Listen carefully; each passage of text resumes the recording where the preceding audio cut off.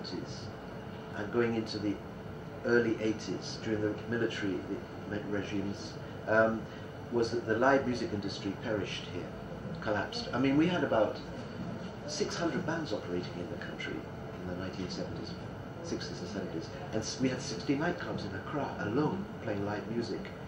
Bang, it all went. You know, it's like everything is politics. Yeah. And it's bringing us down, especially with the musicians.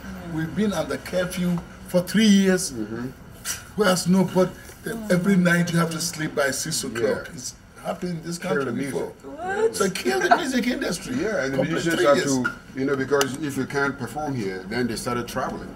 Well, High Life really goes far, far back in time. It goes back to the 1880s, actually. It started with the Ghanaians hijacking European colonial music, brass band music. They were trained by the British to play brass band music. And as far as I know, it never crossed any Ghanaian brass band musician mind to play African music until 1873. It has been with us all this time, yeah? And we have lived on it.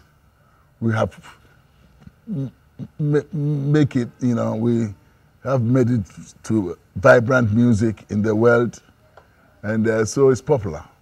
Only sometimes you have to add the indigenous to it to cut across. High Life hasn't cut across yet. Basically, before the name High Life came, we had something called OCB.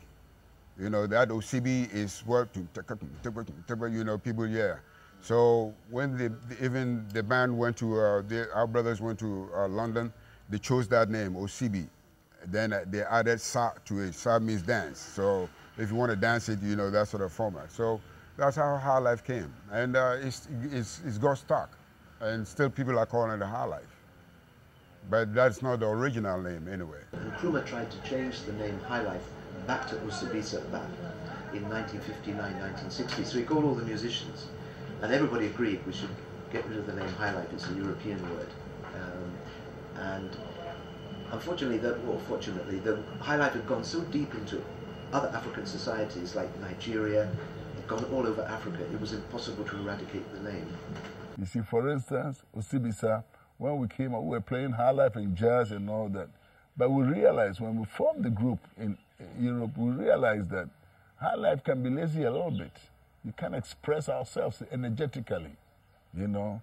And we said, let's go revisit the Kete, the Adwa, the whatever, infuse it with what we term the Western influences we had since we've been to school and all that.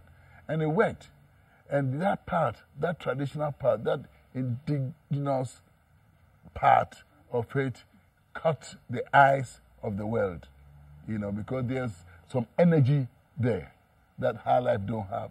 High Life is like, hey, but the traditional music and have some power, some fire that is good for mankind.